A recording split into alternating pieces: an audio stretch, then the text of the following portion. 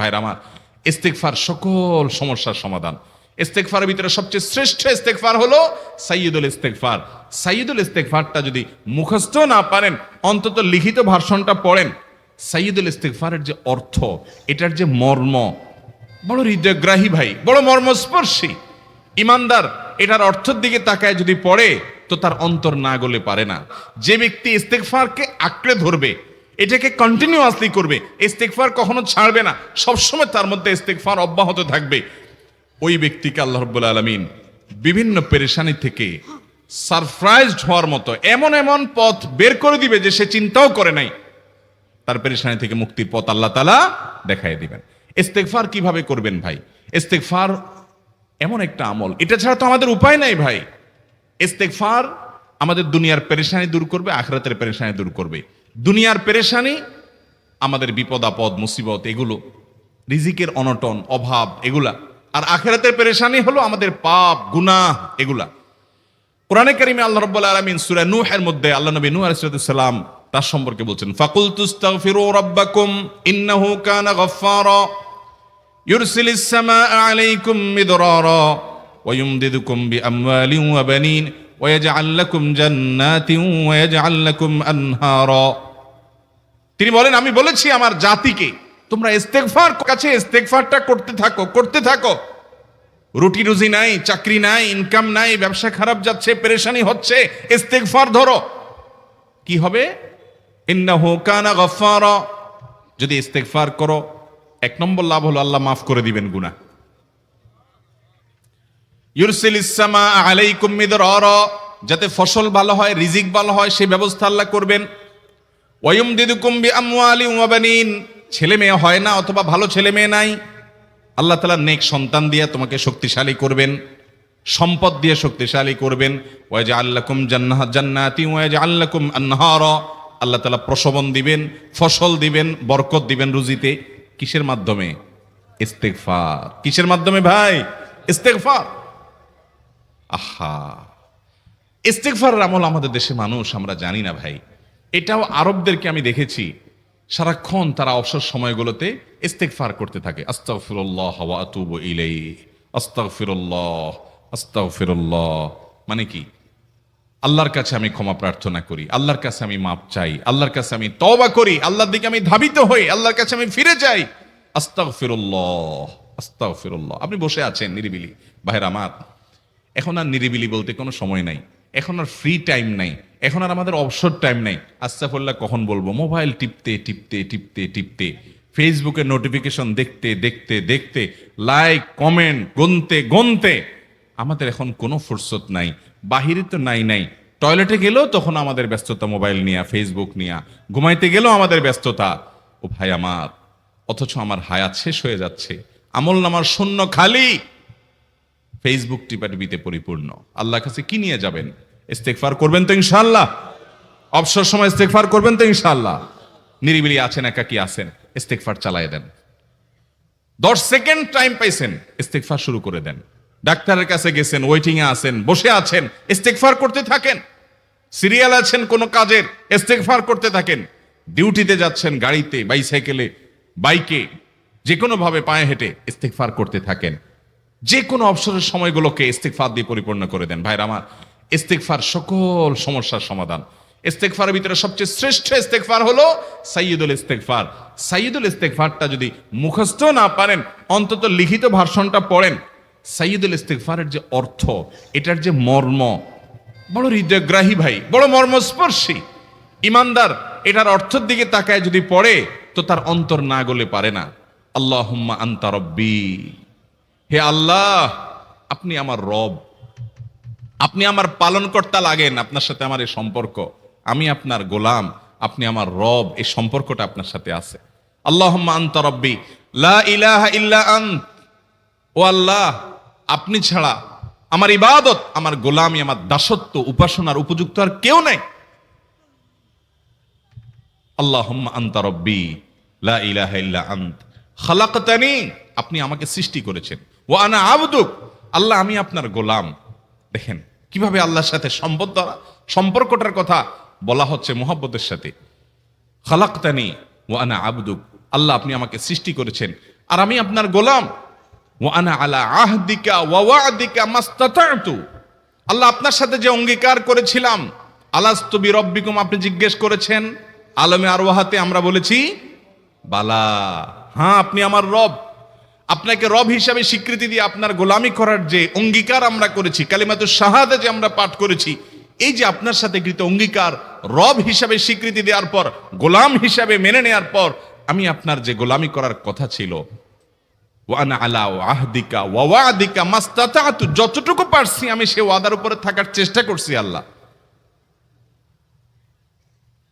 ওয়া আনা আলা আহদিকা ওয়া ওয়া'দিকা মাস্তাতা'ত আবুউ লাকা বিনি'মাতিকা আলাই, আল্লাহ আমি স্বীকার করি আপনি আমার প্রতি অনেক নিয়ামত দিয়েছেন, অনেক নিয়ামত দিয়েছেন, এটা আমি স্বীকার করি। ওয়া আবুউ লাকা বিযামবি, আর আমি এও স্বীকার করি যে আল্লাহ অনেক অপরাধ, অনেক পাপ আমার দ্বারা হয়ে গেছে। ফাগফিরলি, অতএব আপনি আমাকে মাফ করে দেন। ফাইন্নাহু লা ইয়াগফিরুয যুনুবা ইল্লা আনতা, কারণ আপনি ছাড়া আর কেউ গুনাহ ক্ষমা করতে পারবে। ভাইরা আমার, অর্থের দিকে লক্ষ্য করে করে, মর্মটা বুঝে বুঝে একটু সাইয়্যিদুল ইস্তিগফার পড়েন। লেখা দেখে দেখে পড়েন, ইউটিউব থেকে দেখে দেখে পড়েন, কিন্তু পড়েন। আল্লাহুম্মা আনতা রাব্বি লা ইলাহা ইল্লা আনত খালাকতানি ওয়া আনা আবদুকা ওয়া আনা আলা আহদিকা ওয়া ওয়া'দিকা মাস্তাতা'তু আউযু বিকা মিন শাররি আবুউ লাকা বিনি'মাতিকা আলাইয়া ওয়া আবুউ লাকা বিযামবি ফাগফিরলি ফাইন্নাহু লা ইয়াগফিরুয যুনুবা ইল্লা আনতা। এটা হলো বড় ইস্তিগফার। এত বড় ইস্তিগফার পড়তে পারেন না, কোনো পেরেশানি নাই, কোনো অসুবিধা নাই। সবচেয়ে ছোট ইস্তিগফার হলো আস্তাগফিরুল্লাহ, আস্তাগফিরুল্লাহ, আস্তাগফিরুল্লাহ। আল্লাহ আপনার কাছে ক্ষমা চাই, কত ভুল হয়ে যায়, কত অন্যায় হয়ে যায়।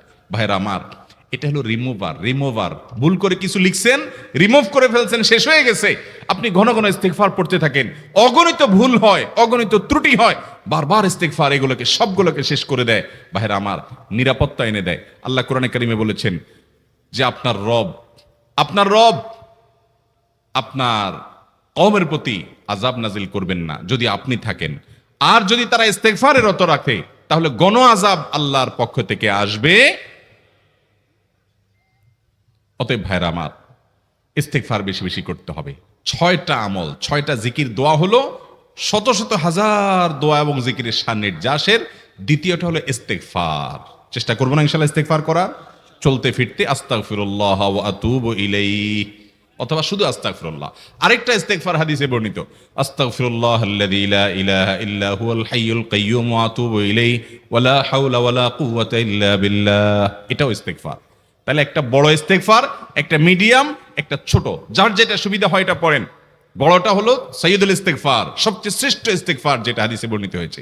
সাইয়্যিদুল ইস্তিগফার নবীজি সকাল সন্ধ্যা পাঠ করতেন, বিভিন্ন সময় পাঠ করতেন, রাতে পাঠ করার কথা বলতেন। সাইয়্যিদুল ইস্তিগফার পাঠ করলে আল্লাহ রাব্বুল আলামিন ওই দিনে, ওই রাতে, ওই ব্যক্তি মারা গেলে তার সব গুনাহ খাতা মাফ করে তাকে জান্নাত দিবেন ইনশাআল্লাহ।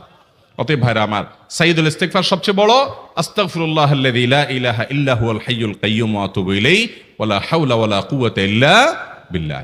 এটা হলো মাঝারি ধরনের। আর সবচেয়ে ছোট ইস্তিগফার হলো আস্তাগফিরুল্লাহ ওয়া আতুবু ইলাইহি। তাহলে 6 আমলের কয়টা গেল? 2টা। প্রথমটা হলো দুরুদ, আর দ্বিতীয়টা হলো ইস্তিগফার। 6টা দোয়া এবং জিকির আছে, যেই দোয়া জিকিরগুলো কোরআন হাদিসে বর্ণিত সকল দোয়া জিকিরের খোলাসা, সারমর্ম এবং নির্যাস।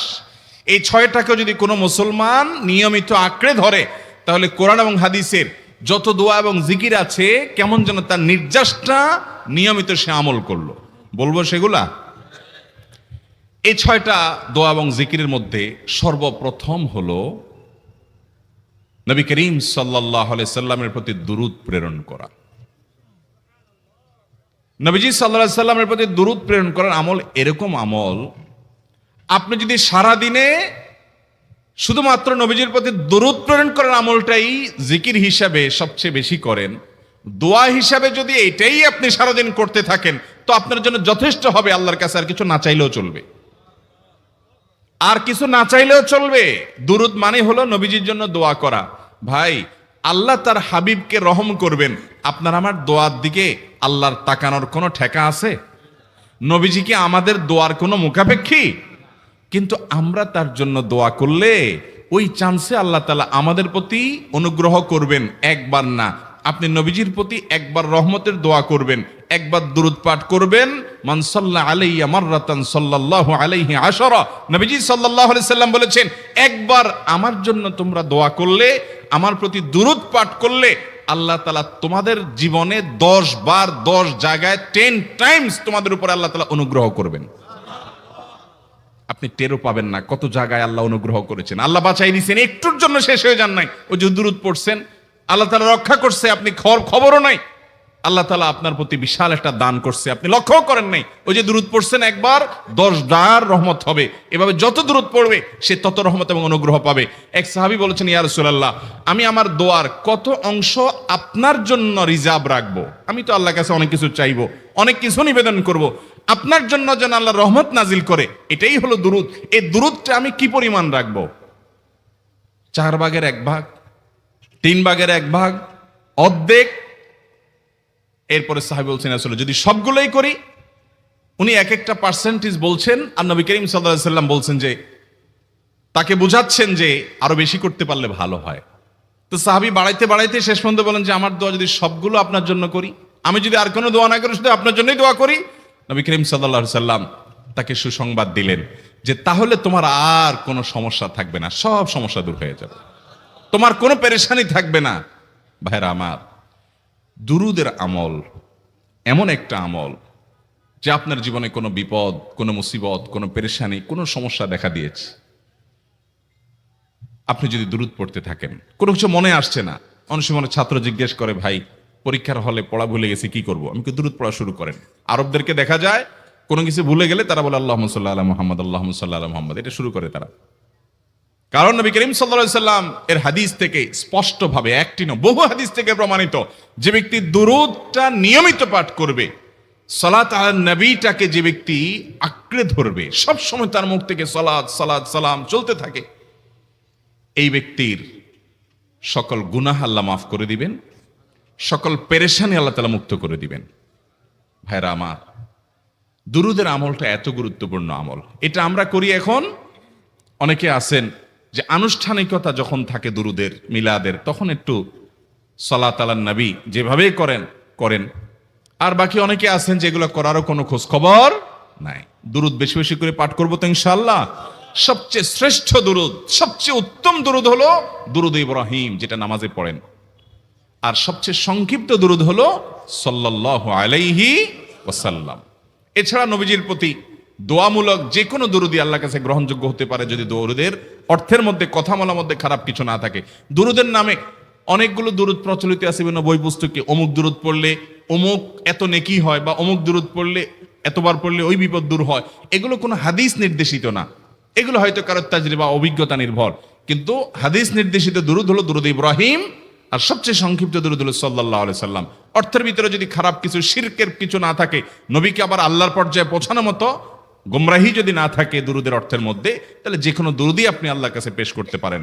তাহলে 6টা দোয়া হলো কোরআন হাদিসের শত শত সহস্র দোয়ার নির্যাস এবং খোলাসা। তার 1 নম্বর হলো দুরূদের আমল।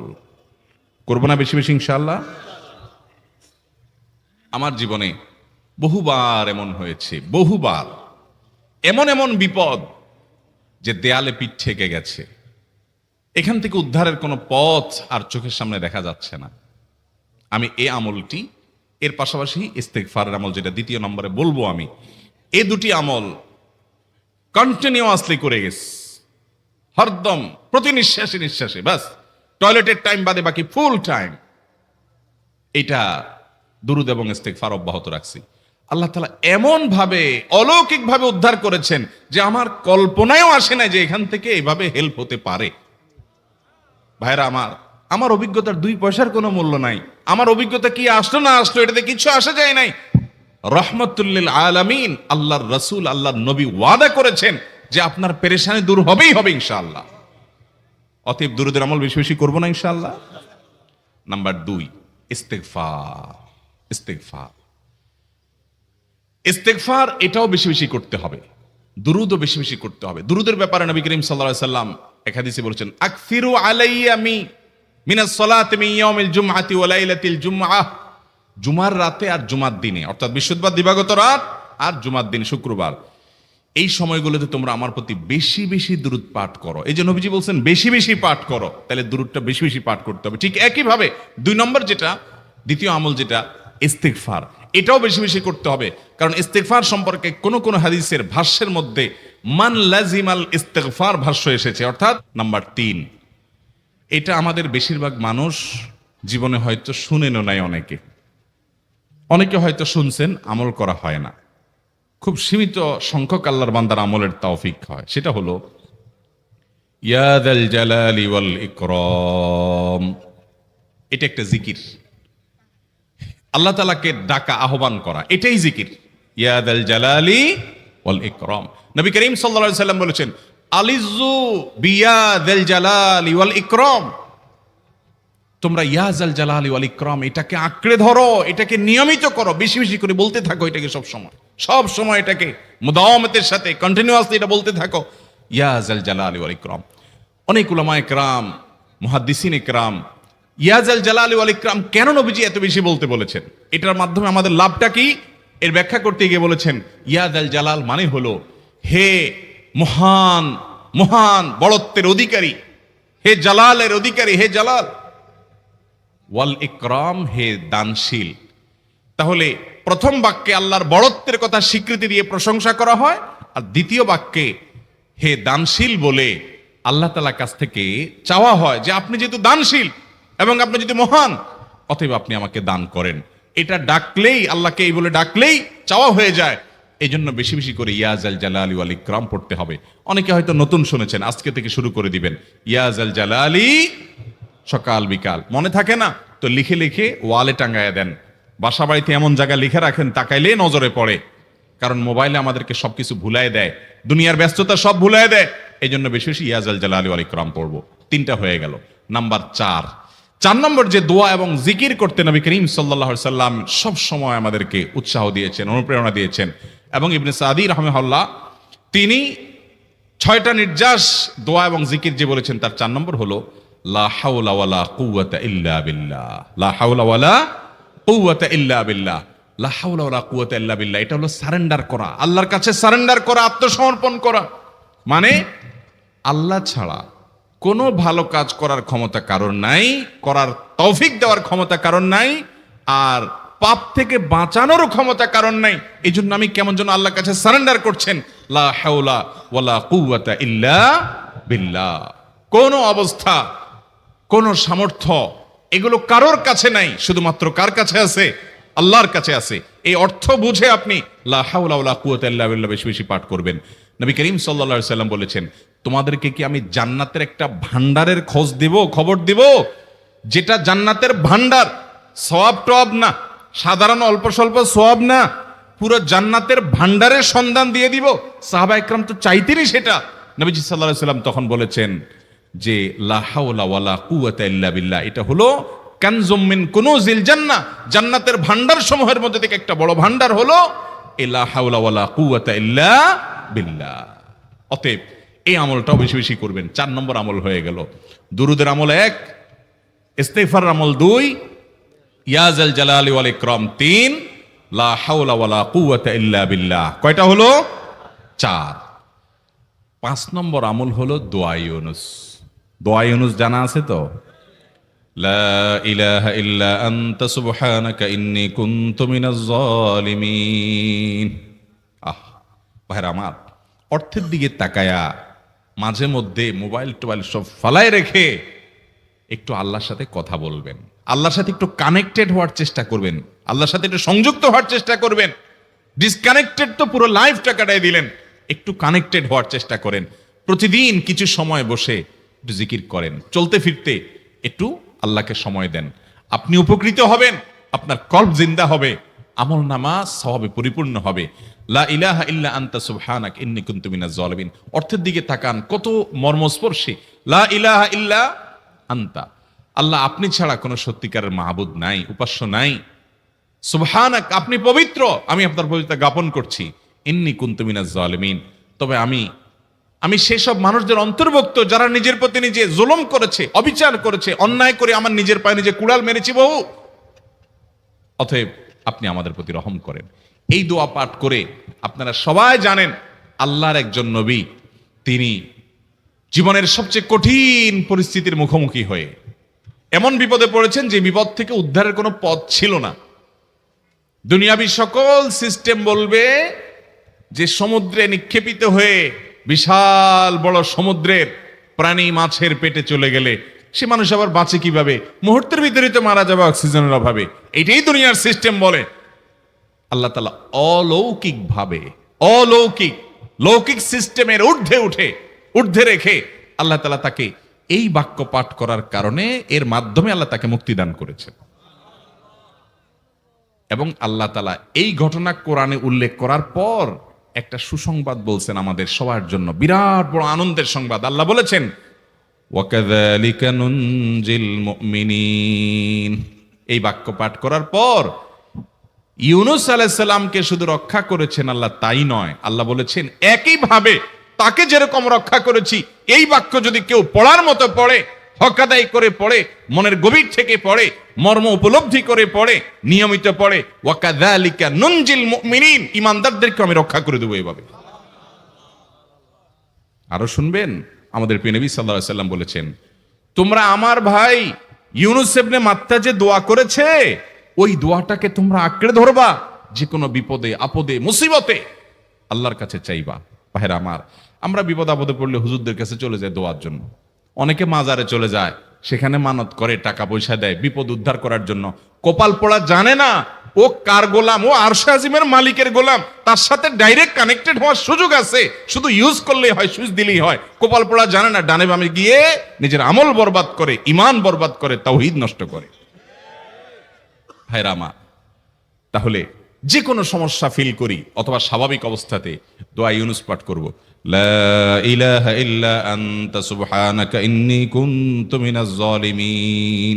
ভাইরা আমার, দুনিয়ার মানুষের কাছে আপনি অপরাধী এটা বললে খারাপ লাগে। আপনি একটা অফিসে চাকরি করেন, দুর্নীতি করে চুরি করে ধরা পড়ছেন, বসের কাছে যায় মাপ চাইছেন, স্যার ভুল হয়ে গেছে, আর কখনো করব না, লোভে পড়ে করে ফেলছি, বিপদে পড়ছিলাম, টাকা টানছিল স্যার, আর কোনোদিন করব না, মাফ করে দেন স্যার, চাকরিটা রাখেন স্যার। আপনি মাপ চাইলেন, লজ্জিত হলেন, চোখের পানি ফেললেন, পাও ধরে মাপ চাইলেন, ছোট হলেন। এই ছোট হওয়ার পরে আপনার চাকরি যদি টিকেও যায়, বস যদি আপনাকে মাফ করেও দেন, তারপরেও কি আপনার কাছে ভালো লাগবে? না এত বড় একটা অঘটন ঘটলো, ছোট হলেন, সবার সামনে লজ্জিত হলেন, অনুতপ্ত হলেন, ধরা পড়লেন, মাপ চাইতে হলো, এজন্য আপনার খারাপ লাগবে না? কিরকম খারাপ লাগবে? এত খারাপ লাগে অনেকে সহ্য করতে পারে না, গুনাহের দিকে চলে যায়, আত্মহত্যা পর্যন্ত করে ফেলে, এই বেইজ্জতি সহ্য করতে পারে না। ঠিক না ভাই? ঠিক। মানুষের কাছে মাপ চাইলে, মানুষের কাছে ছোট হলে মানুষের কষ্ট হয়। অদ্ভুত। আরশে আজিমের মালিকের কাছে সেজদায় পড়ে চোখের পানি ফেলে যদি স্বীকার করেন, ও মালিক, নামাজ পড়ি নাই, বড় জুলুম করেছি, কাবিরা গুনাহ করেছি, ও মালিক, হারাম জিনিস দেখে ফেলেছি, খারাপ জিনিস শুনে ফেলেছি, পাপ করেছি, অপরাধ করেছি মালিক, জাহান্নামের যে বিবরণ হাদিসে আসছে, এটা সহ্য করার ক্ষমতা আমার নাই, আপনি আমাকে মাফ করে দেন। এইভাবে যদি আল্লাহর কাছে একটু চোখের পানি ফেলে দোয়া করেন, একটু দোয়া করে দেখেন, আল্লাহর শপথ করে বলছি, আপনার জীবনে সবচাইতে আনন্দের মুহূর্ত হবে তখন যেদিন এরকম দোয়া করতে পেরেছেন, চোখের পানি ফেলতে পেরেছেন। দুনিয়ার মানুষের কাছে ছোট হলে মানুষের মনটা সংকীর্ণ হয়, ছোট হয়, মানুষ অপমান বোধ করে, খারাপ লাগে। মালিকের কাছে যদি কেউ মাপ চায়, চোখের পানি ফেলে, ইস্তেগফার করে, ছোট হয়, তাহলে তার অন্তরে আরো আনন্দ অনুভব হয়। সালহাতু সঙ্গে বুদি দিল খরাশ, আজমোদে এক জামানা খাকে বাস। পাথর হয়ে বহুকাল ছিলে ভাই, কিছু কালের জন্য একটু মাটি হও, আসো, একটু মাটি হয়ে দেখো। পাথর হয়ে তুমি যতটা আনন্দিত হয়েছো, পুলকিত হয়েছো, পরিতৃপ্ত হয়েছো, আরশে আজিমের মালিকের শপথ করে বলছি, আল্লাহর কাছে মাটি হয়ে, ছোট হয়ে, তুচ্ছ হয়ে, অপমানিত হয়ে, ক্ষমা চেয়ে, ইস্তেগফার করে তুমি যখন লা ইলাহা ইল্লা আনতা সুবহানাকা ইন্নী কুনতু মিনাজ জালিমিন, নিজে পাপ করেছো এটা স্বীকার যখন করবে, তখন আল্লাহ তাআলা শুধু মাফ করবেন না, তোমাকে ঈমানের স্বাদ দিবেন, তুমি সাথে সাথে অন্তরে সেটা অনুভব করবা। ভাইরা আমার, আল্লাহর দিকে ধাবিত হব তো ইনশাআল্লাহ? গুনাহের, পাপের, অপরাধের পথ ছেড়ে আসবো তো ইনশাআল্লাহ? লা ইলাহা ইল্লা আনতা সুবহানাকা ইন্নী কুনতু মিনাজ জালিমিন। কোরআন হাদিসের নির্যাসের 5 নম্বর আমল দোয়া ইউনুস। নবীজি সাল্লাল্লাহু আলাইহি সাল্লাম বলেছেন, আমার ভাই ইউনুস আলাইহিস সালাম, তিনি আল্লাহর কাছে এটা পড়ে যেরকম বিপদ থেকে রক্ষা পেয়ে গেছেন, তোমরা আমার ভাই ইউনুস আলাইহিস সালামের দোয়াটা বেশি বেশি পড়বা, ওইটাকে তোমরা আঁকড়ে ধরবা, তোমাদেরকে আল্লাহ তাআলা উদ্ধার করবেন। আল্লাহ কোরআনে ওয়াদা করেছেন, ওয়া কাযালিকা নুনজিল মুমিনিন, এভাবে আমি ঈমানদারদেরকে রক্ষা করব। অতএব ভাইরা আমার, বিপদ আপদে ওই মাজারে দৌড় দিবেন না, হুজুরের কাছে দোয়া চান, এটাতে দোষের কিছু নাই, কিন্তু সবকিছুর আগে আপনি নিজে নিজের মালিকের কাছে চান। আমরা অনেকে দোয়া করি না, কেন করি না? আমরা মনে করি যাই রে, আমি এত গুনাহগার মানুষ, আমার দোয়া কবুল হবে, এই জন্য হুজুরের কাছেই শুধু যায়, যে হুজুর যদি কিছু বলে দেয়। আল্লাহর কাছে ডাইরেক্ট চাইলে যে পাওয়া যাবে, এটা অনেক মুসলমান বিশ্বাস করে না, ভালো করে জানে না। ভাইরা আমার, আল্লাহ কোরআনে বলেছেন, উদউনি আস্তাজিব লাকুম, তোমরা আমার কাছে দোয়া করো, আমি কবুল করব, ওয়াদা করেছেন আল্লাহ তাআলা। আমার রব কি ওয়াদার খেলাফ করে? আমাদের রব ওয়াদার খেলাফ করে? ইন্নাহু লা ইউখলিফুল মিআদ, তিনি ওয়াদার খেলাফ করেন না। তিনি বলেছেন তোমরা দোয়া করো, হালাল বক্ষণ থাকে, যদি হালাল উপার্জন যদি থাকে, শরীরে যদি হারাম যদি না থাকে, শর্ত আদায় করে দোয়া যদি করেন, দোয়া করে আবার হুলস্থুল যদি না করেন, তাড়াহুড়ো যদি না করেন, দোয়া করে আল্লাহর কাছে দরখাস্ত জমা দিয়ে দেন, দুরূদ পাঠ করেন, শর্ত আদায় করে দোয়া করেন, আপনি যত অপরাধী হন, যত গুনাহগার হন, যত পাপিষ্ঠ হন, আল্লাহ আপনার দোয়া কবুল করবে। আচ্ছা ভাই, আমরা যত খারাপ হই, আপনি নামাজ পড়েন না, আপনি ফিল্ম দেখেন, আপনি হারাম জিনিস দেখেন, আপনি অনেক খারাপ কাজ করেন, গালিগালাজ করেন, মানুষের হক মারেন, যত খারাপ আপনি হন, আপনি ইবলিসের চেয়ে বেশি খারাপ হতে পারবেন? ইবলিসের চেয়ে বেশি খারাপ হওয়ার সুযোগ আছে? খারাপের বাপ সে, তার মতো খারাপ তো আপনি চাইলেও হতে পারবেন না, ঠিক না ভাই? ঠিক।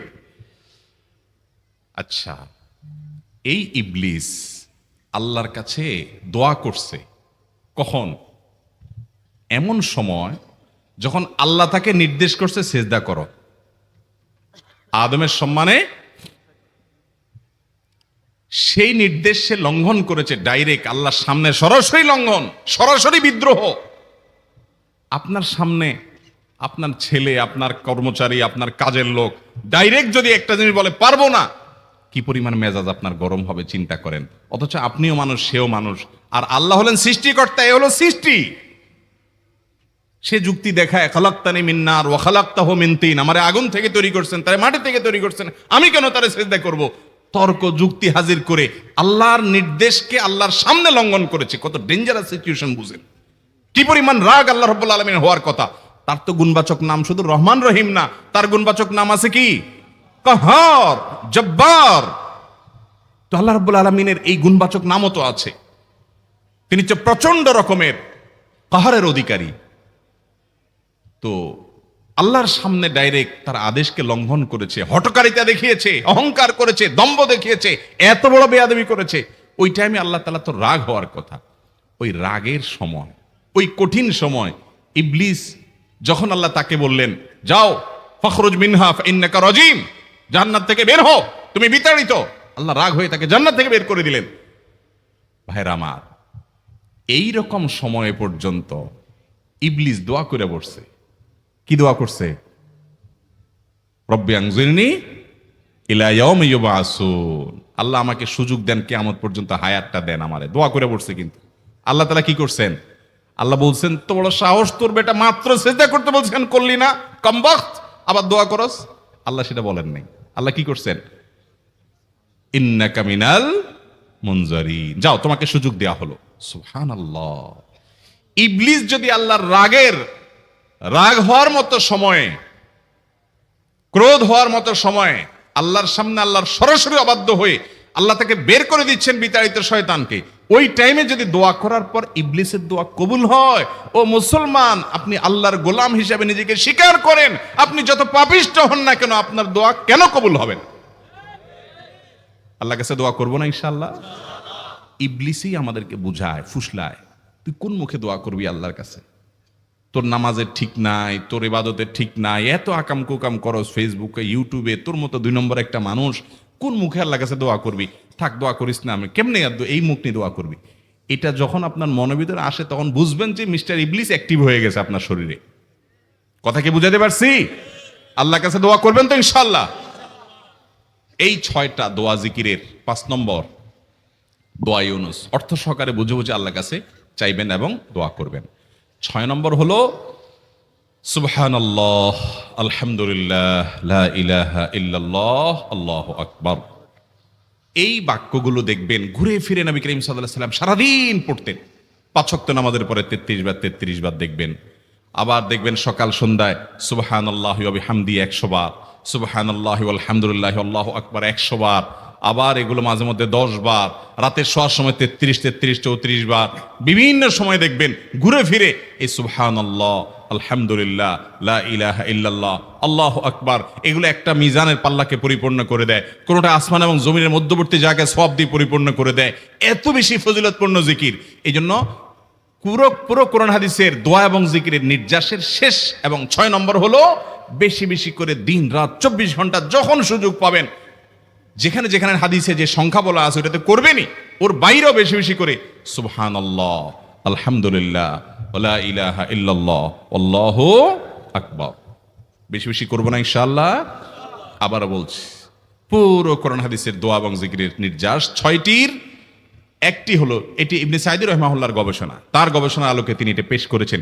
এটি আবার কোন হাদিস থেকে নির্যাস বের করে দেওয়া হয়েছে সে নয়, এটা একজন মুফাসসিরের গবেষণা। তিনি বলেছেন কোরআন হাদিসে যত দোয়া বলা হয়েছে সবগুলার মর্ম কথা এর মধ্যে চলে আসে। তাছাড়া নবী সাল্লাল্লাহু আলাইহি সাল্লাম এবং কোরআনে এইগুলাকে বেশি বেশি করতে বলেছেন।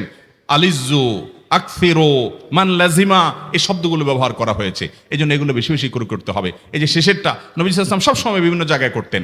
আবারও বলছি, নাম্বার 1 দুরুদ, নাম্বার 2 ইস্তিগফার, নাম্বার 3 ইয়া দাল জালালি ওয়াল ইকরাম, নাম্বার 4 লা হাওলা ওয়ালা কুওয়াতা ইল্লা বিল্লাহ, জান্নাতের ভান্ডার এটা, নাম্বার 5 লা ইলাহা ইল্লা আনতা সুবহানাকা ইন্নী কুনতু মিনাজ জালিমিন, বিপদ না আসলেও স্বাভাবিক অবস্থায় পড়বেন।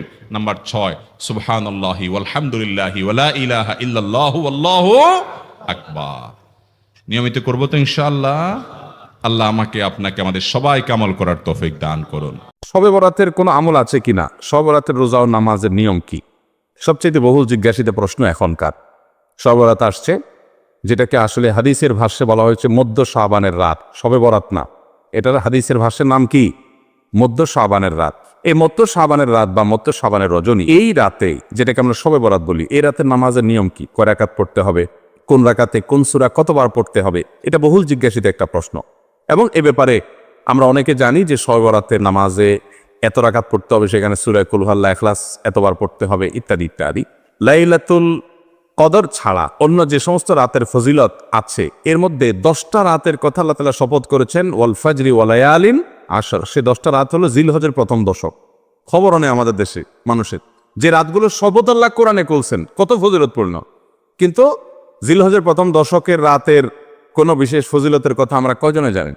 যাই হোক, মধ্য শাবান রজনীর কথা আমরা বেশি জানি শুধু না, সবচেয়ে বেশি আমরা এ রাতে ইবাদতের চেষ্টা করি।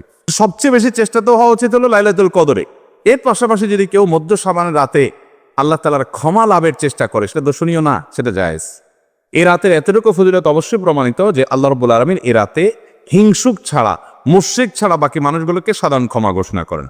অতএব এ রাতের একেবারে কোনোই ফজিলত নেই, ব্যাপারটা সেরকম না। বিভিন্ন হাদিসের আলোকে এটুকু অন্তত সাব্যস্ত হয় যে আল্লাহ তাআলা হিংসুক এবং আপনার মুশরিক ছাড়া, মানুষের পিছিয়ে লাগে শত্রুতা, এই মানুষরা বাকি মানুষকে মাফ করে। তাহলে মধ্য শাবানের রাত বা যেটাকে শবরাত বলছি আমরা, এই রাতের মূল আমলই হলো, এটাকে কেন্দ্র করে মূল আমলই হলো নিজেকে শিরক এবং হিংসা থেকে পরিচ্ছন্ন করা, সাধারণ ক্ষমার উপযুক্ত করা। এটা হলো মূল আমল, বাস। এর বাইরে আপনি ক্ষমা লাভের জন্য যদি চেষ্টা করেন সেটা কোনো দর্শনীয় বিষয় নয়। তবে এই রাতকে কেন্দ্র করে বিশেষ ফরম্যাটে নামাজ, রাত জেগে, তারপর বিশেষ ফরম্যাটে ইবাদত, এই সূরা এতবার, এই নামাজ এত রাকাত, এরকম কোনো কথা কোরআন হাদিসে বর্ণিত হয়নি। এগুলো আমরা মনগড়া বানিয়ে নিয়েছি। এবং যদি এরকম কোনো ফরম্যাট আমরা ঠিক করে নিয়ে সেভাবে ইবাদত করাটাকে আমরা এ রাতের আমল, শরিয়া সিদ্ধ আমল মনে করি বা সুন্নাহ আমল মনে করি বা কোন নির্দিষ্ট আমল মনে করি, তাতে বেদাতে পর্যবসিত হবে। অতএব বাড়াবাড়ি এবং ছাড়াছাড়ি এই দুইটি আমাদেরকে পরিহার করতে হবে। যতটুকু আছে ততটুকু আমরা আমল করব এবং এসে আমল অনুযায়ী আমরা চলার চেষ্টা করব। শবে বরাতে সবচেয়ে বেশি মানুষ মসজিদে কেন ভিড় জমায় বলেন তো? শবে কদর বেশি ফজিলতপূর্ণ না এই রাত? শবে কদর কোনো তুলনা আছে শবে কদরের সাথে কোনোটার? কিন্তু শবে কদর কি এত মানুষ ইবাদত বন্দেগী কি করার চেষ্টা করে শবে বরাতে যত করে? কারণ কি? বৃষ্টির জন্য বলে। খারাপ বলেন নাই। আমি ছোট থাকতে যখন মাদ্রাসায় পড়ি, লজিংয়ে ছিলাম এক বাড়িতে, আমার মনে আছে এক মসজিদে সারা রাত শবে বরাতে এরকম দোয়া দরুদ হয়েছে।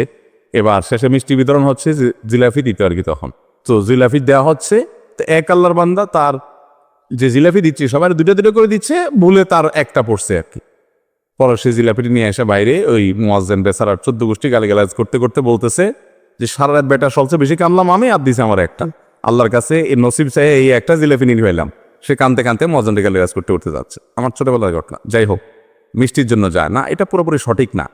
এত অভাব পড়ে না যে সারা রাত মানুষ মসজিদে পড়ে থাকবে একটু মিষ্টি একটা প্যাকেটের জন্য। আমার মনে হয় না। আমার যেটা মনে হয়, সবচেয়ে বেশি মানুষ এ রাতে ইবাদতবন্দি চেষ্টা করে, কারণ মানুষ মনে করে এ রাতে ভাগ্য নির্ধারণ হয়। অতএব এক রাতে ইবাদতবন্দি করে যদি সারা বছরেরটা ফাইনাল করে ফেলতে পারি, মন্দ কি? এই হলো মূল কাহিনী। আল্লাহ তাআলা আমাদেরকে বিশুদ্ধ পদ্ধতিতে ইবাদতবন্দি করার তৌফিক দান করুন। তাহলে ভাইরা আমার, মধ্য শাবানের রজনীতে আমরা আল্লাহ তাআলার কাছে ক্ষমার উপযুক্ত হওয়ার জন্য, হিংসা শিরক থেকে মুক্ত হওয়ার চেষ্টা করব। ক্ষমা পাওয়ার জন্য প্রচেষ্টা আমাদের থাকবে। কিন্তু ওই যে বেদাতি পন্থা, বিশেষ ফর্মে ঠিক করে ইবাদত, নামাজ, হালুয়া রুটি খায় মানুষ। হালুয়া রুটি কেন খায়? কেন খায় হালুয়া রুটি ভাই? সারা দেশে অনেক জায়গায় এখনো এটা হালুয়া রুটি ওই দিন বানাবে মানুষ। হালুয়া রুটিটা কেন হয় বলেন তো? বলে যে নবী সাল্লাল্লাহু আলাইহি সাল্লাম ওহুদের যুদ্ধে তার দমদান মুবারক শহীদ হয়েছে, এই জন্য উনি শক্ত খানা খাইতে পারতেন না, হালুয়া খাইতেন। এই জন্য আমরা হালুয়া খাই। আরে ভাই, নবী সাল্লাল্লাহু আলাইহি সাল্লামের দাঁত ভাঙছে প্রথম কথা, ওটা শাবান মাসে ঘটেই নাই, ওটা পড়ছে আরেক মাসে। আপনি এটা এই মাসে আনলেন কোত্থেকে? আচ্ছা, তারপরে যদি ধরে নেই এই মাসেই হয়েছে, তো ওনার দাঁত ভাঙছে কাদের আঘাতে? মুশরিকদের আঘাতে, তাই না? আল্লাহ দুশমনদের আঘাতে, কাফেরদের আঘাতে, দাঁত ভাঙাতে উনি হালুয়া খাইছে বলতেছেন, যদি এটার কোনো ভিত্তি নেই, বোগাস কথা। তারপরে ধরে নিলাম, তো আপনি ভালো দাঁত নিয়ে হালুয়া খাচ্ছেন কোন শরমে? আপনার বাপের একটা শত্রু আছে, আপনাদের ফ্যামিলির একটা শত্রু আছে, সে আপনার বাপের ধরে আচ্ছা ধরে মেরে ঠ্যাং ভেঙে দিস। আপনার বাপ বেচারা ওই ভাঙা ঠ্যাং নিয়ে একটা লাঠি নিয়ে ভর করে করে খোড়ায় খোড়ায় উনি হাঁটেন, কারণ পা ভেঙে গেছে বেচারা। আপনি আপনার বাবার ওই যে শত্রু, যে আপনার বাপের পা ভাঙছে, ওই শত্রুর সাথে আপনার বিরাট দরম বরম দোস্তি, চা দোকানে আড্ডা পাড্ডা মারেন, সব জায়গায় ঠিক আছে। কিন্তু বাড়িতে আইসা বাপের সামনে আপনি ভালো পাও নিয়া একটা লাঠি নিয়ে আপনি খোড়ায় খোড়ায় হাঁটেন। কেন? বাবার প্রতি সহমর্মিতা দেখা, যে আমার বাবার যেহেতু পা ভেঙে দিছে, এই জন্য বাবা খোড়া খোড়ায় হাঁটে, আমি এখন ভালো পাও নিয়া লাঠি নিয়ে খোড়ায় খোড়ায় হাঁটতেছি। কি বলেন? এই দৃশ্য যদি দেখে আপনার বাপে কি করবে? হাতের লাঠিটা দিয়ে বলবো, আমার পাও যা যাক, তোর আগে কয়টা বাড়ি দিই বেয়াদব, তুই আমার ব্যাঙ্গাইতে আসছস? আমার পা ভাঙছে যারা, তুই পারলে তাদেরকে বিচারের আওতায় আনবি, তাদের একটা বিহিত করবি। সেটা না করে তার লগে তলে তলে তোমার সম্পর্ক, তুমি আসছো আমার এখানে নাটক করে আমার সহমর্মিতা জাহির করতে। নবী সাল্লাল্লাহু আলাইহি সাল্লামকে যারা দাঁত ভাঙছে তাদের সাথে তো দোস্তির কোনো কমতি নেই, তাদের প্রতি তো আপনার সহমর্মিতার কোনো কমতি নেই, ওয়ালা বারা বলতে কিচ্ছুই নেই। কিন্তু আপনি হালুয়া খায়া ভালো দাঁত নিয়া আপনি নবী সাল্লাল্লাহু আলাইহি সাল্লামের প্রতি সহমর্মিতা প্রদর্শন করছেন। এর চেয়ে হাস্য করার কি হতে পারে? আল্লাহ আমাদেরকে সঠিকভাবে দিন পালন করার তৌফিক দান। সবরাতে আসলে ওই যে আগে এক সময় আমরা দেখতাম পটকা ফুটতো, বাজি ফুটেতো, যাক আলহামদুলিল্লাহ এগুলো পুলিশ প্রশাসনের নির্দেশনার কারণে থামছে। এরপরে ওই যে আতশবাজি করা, রাতে গোসল করা, অনেক তামাশা আমাদের সমাজে আছে সবরাতকে কেন্দ্র করে, শত শত বেদাতের আয়োজন এ রাতকে কেন্দ্র করে আছে। আল্লাহ আমাদেরকে এগুলো থেকে বেঁচে থাকার তৌফিক দান করুন। আমরা আল্লাহর কাছে ক্ষমা লাভের চেষ্টা করবো, আল্লাহ আমাদেরকে ক্ষমা লাভ করার, ক্ষমা পাওয়ার তৌফিক দান করুন। 3টি আমলের কথা আমরা বলবো, 3টি কর্মসূচির কথা বলবো, যেগুলোর মাধ্যমে আমরা সৌভাগ্যবান হতে পারি, আমাদের নসিবে ভালো কিছু হতে পারে।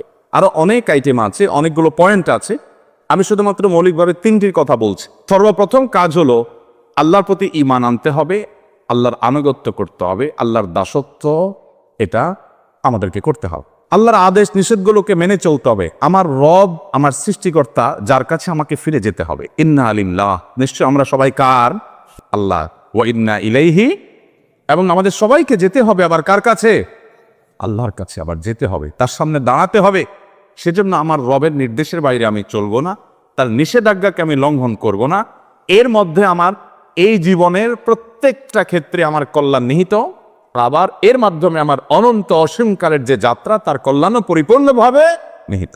মোহতারাম হাজরি, সেই রবের আনুগত্য, তার গোলামি, তার দাসত্ব যদি আমরা পরিপূর্ণভাবে করতে পারি, আমার নিজেকে যদি আমি সারেন্ডার করে দিতে পারি আল্লাহর কাছে, সমর্পণ করে দিতে পারি, আমি যে প্রকৃত মুসলমান হয়ে নামে মুসলমান না হয়ে আমি যদি পরিপূর্ণভাবে আল্লাহর গোলামি করতে পারি, যে আল্লাহর আদেশ আছে, পৃথিবীতে আর কার আদেশ আছে বা নাই আমার দেখার দরকার নাই, কারণ আমি গোলাম আল্লাহর আর কারণ না। আমি বলেছি আশহাদু আল্লা ইলাহা ইল্লাল্লাহ, আল্লাহ ছাড়া সত্যিকারের মাবুদ আর কেউ নাই, হতে পারে না। অতএব নির্দেশ আমি যদি তার পাই, তাহলে আর কারো নির্দেশ আছে কি নাই সেটা আমার দেখার কোনো প্রয়োজন। এটা হলো ইমানের দাবি। আল্লাহ যদি কোনো বিষয় নিষেধ করেন, তাহলে সেই নিষেধাজ্ঞা আমি লঙ্ঘন করব না। তাতে কে খুশি হবে কে নাখুশ হবে, কোনটা আমার টিকবে কোনটা টিকবে না, সেটাও আমার দেখার দরকার না। এটা হলো আপনার ইমানের দাবি। আর যদি বলেন না, এক্ষেত্রে আমি কম্প্রোমাইজ করব, নানান দিক বিবেচনা করব, নানান মানসিকতা শুনবো, নানান দিক চলে দেখে তারপর ডিসিশন নিব, তাহলে আপনি নামে মুসলমান হতে পারেন, আপনি প্রকৃত অর্থে মুসলমান হতে পারেন। মুসলমান মানেই হলো আত্মসমর্পণকারী আল্লাহ রাব্বুল আলামিনের কাছে। মোহতারাম হাজিরি, অতএব আমাদের ভাগ্য সুপ্রসন্ন হবে, আমাদের ভাগ্যে ভালো কিছু লেখা হবে যদি আমরা আল্লাহ রাব্বুল আলামিনের আনুগত্য সঠিকভাবে যথাযথভাবে করতে পারি। যে যত বেশি করতে পারবো তার নসিব তত ভালো হবে দুনিয়াতে এবং আখিরাতে। ভাগ্যে ভালো কিছু থাকা, এটার মিনিংটা আমরা অনেকে বুঝতে ভুল করি। আমরা মনে করি অনেক টাকা পয়সার মালিক হয়ে গেলে, অনেক ব্যাংক ব্যালেন্স হয়ে গেলে, অনেক জমি জমা হয়ে গেলে আমার ভাগ্য ভালো। আর জমি জমা হয় নাই, ব্যাংক ব্যালেন্স হয় নাই, টাকা পয়সা হয় নাই, সহায় সম্পদ বেশি হয় নাই, তার মানে আমার ভাগ্য খারাপ। ভাগ্য ভালো এবং মন্দকে এইভাবে যারা সংজ্ঞায়িত করেন তারা স্পষ্টত ভুলের মধ্যে আছে। বহু মানুষ সম্পদের মালিক হয়েছেন, বহু মানুষ বড় বড় চেয়ারের অধিকারী রয়েছেন, বহু মানুষ অনেক সম্মানজনক জায়গায় গিয়েছেন, কিন্তু তিনি সুখে নাই, শান্তিতে নাই, দুঃখে আছেন, পেরেশানিতে আছে না। এরকম দৃষ্টান্ত কি ভুরি ভুরি আছে না নাই?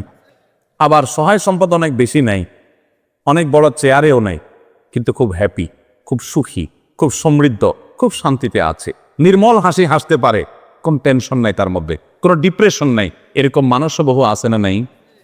সুখ এবং শান্তি এক জিনিস, আর সুখ শান্তির উপকরণ আরেক জিনিস।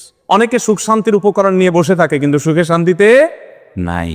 একজনকে দেখা যায় ব্যাংকের ক্যাশিয়ার মানুষ, সারাদিন টাকা গনে, বান্ডিল বান্ডিল, হাজার হাজার, লক্ষ লক্ষ, কোটি কোটি। সাদা চোখে দেখলে মনে হবে এত টাকা যে সারাদিন ঘাটে, এর চাইতে সুখে কে আছে? ওই বেচারা জানে যে টাকার গন্ধ কত মারাত্মক। ওই বেচারা জানে যে সারাদিনে ঘাটাঘাটির কারণে কত জীবাণু, রোগ বালাই, টেনশন, পেরেশানি, হাসি, তারপরে আপনার অ্যালার্জি, নানা রকমের অসুখ বিসুখ। ও জানে, সে বেচারা জানে যে এই টাকা ঘাটাঘাটিতে কোনো সুখ তার উল্লেখযোগ্য নাই। তারই আরেকজন সহকর্মী হয়তো কেশিয়ার না, টাকা হাতানের চাকরি নাই, ওই বেচারা তার চাইতে অন্তত ভালো আছে। সেটা জানে যে টাকার গন্ধ শোকা লাগে না, অ্যালার্জি হয় না, হাসি কাশি হয় না, অন্তত তার চাইতে ভালো আছে। কিন্তু সাদা চোখে দেখলে মনে হয় আরে বাবা, এত টাকার ভিতরে আছে, এর চেয়ে বেশি সুখী কে আছে? ভাইরা আমার, আল্লাহ রাব্বুল আলামিন আমাদেরকে সুখ, প্রকৃত সুখ কোন পথে সেটি বোঝার তৌফিক দান করুন। যাই হোক, তো বলছিলাম ভাগ্য সুপ্রসন্ন হওয়ার জন্য প্রথম আমল হলো আল্লাহ রাব্বুল আলামিনের দাসত্ব করা, আল্লাহর গোলামি করা। যে যতটা করবে আল্লাহ তাকে তখন সুখী করবে। এটা আমার কথা নয়, কোরআনের ওয়াদা। আল্লাহ বলছেন ওয়ালাউ আন্না আহলাল কুরা আমানু ওয়াত্তাকাউ, জনপদের লোকেরা যদি ঈমান আনে এবং তাকওয়া অবলম্বন করে। তাকওয়া কি ভাই? তাকওয়া হলো আল্লাহ যা নিষেধ করেছেন সেটা থেকে আল্লাহর ভয়ে বেঁচে থাকা, আল্লাহর যা আদেশ করেছেন আল্লাহর নির্দেশের প্রতি সম্মান রেখে সেটা নির্দেশটা পালন করা, আল্লাহর আদেশগুলোকে মেনে চলা, এটাই তাকওয়া। এই তাকওয়া যদি কোনো জনপদের লোকেরা অবলম্বন করে, ঈমান আনার পর, আগে ঈমান থাকতে হবে, ঈমান থাকার পর যদি এই কাজটা করে, আল্লাহ বলেছেন ওয়াদা লাফাতাহনা আলাইহিম বারাকাতিম মিনাস সামাই ওয়াল আরদ, নবমণ্ডল এবং ভূমণ্ডল থেকে বরকতের সমস্ত দুয়ার আল্লাহ তাআলা বলেছেন আমি খুলে দিব। আল্লাহ তাআলা কল্যাণ দান করবেন, আল্লাহ তাআলা সুখ দিবেন, শান্তি দিবেন আল্লাহর গোলামের মধ্যে। মুহতারাম হাজিরি, অন্য আয়াতে সূরা নাহলের 97 নম্বর আয়াতে আল্লাহ বলেছেন মান আমিলা সালিহাম মিন যাকারিন আও উনসা ওয়া হুয়া মুমিন, যদি কেউ ঈমানদার অবস্থায়, আল্লাহর বিশ্বাসী বান্দা হয়ে, পরিপূর্ণ ঈমানটা ঠিক রেখে, আকীদা বিশুদ্ধ করে সে যদি নেক আমল করে, সে হোক নারী হোক পুরুষ, সমান অধিকারের ক্ষেত্রে, হোক নারী হোক পুরুষ, যেই হোক না কেন, যদি ঈমানের পরে সৎকর্ম সম্পাদন করে, পাঁচ ওয়াক্ত সালাত আদায় করে, হালাল হারাম মেনটেন করে চলে, পর্দা মেনটেন করে চলে, আখলাক সুন্দর করে, নবী সাল্লাল্লাহু আলাইহি ওয়াসাল্লামের সুন্নাহকে মেনে চলে, একতা করে এবং হাদিসকে যদি অনুসরণ করে, আল্লাহ রাব্বুল আলামিনের ওয়াদা হলো ফালানুহজিয়ান্নাহু হায়াতান তাইয়্যিবা, তাকে দুনিয়াতে আমি পবিত্র জীবন দান করব। যদি কেউ নেক আমল করে, আল্লাহর ওয়াদা হলো আল্লাহ সুবহানাহু ওয়া তাআলা তাকে পবিত্র জীবন দান করবেন, সুখের জীবন দান করবেন। সে নির্মল, পরিচ্ছন্ন, ফ্রেশ জীবন উদযাপন করবে, উপভোগ করবে। ওয়ালা নাজজিয়ান্নাহুম আজরাহুম বিআহসানি মা কানু ইয়ামালুন, দুনিয়াতে যে সে আমল করেছিল এর জন্য আল্লাহ বলছেন যে আমি তাকে অবশ্যই অবশ্যই তার কর্মের সর্বোত্তম বিনিময় দান করব আখিরাতের জান্নাতের মাধ্যমে। তাহলে এই আয়াতগুলো বলছে যে আমরা যদি নেকামল করি, ভালো কাজ করি, আমাদের ভাগ্য সুপ্রসন্ন হবে ইনশাআল্লাহ।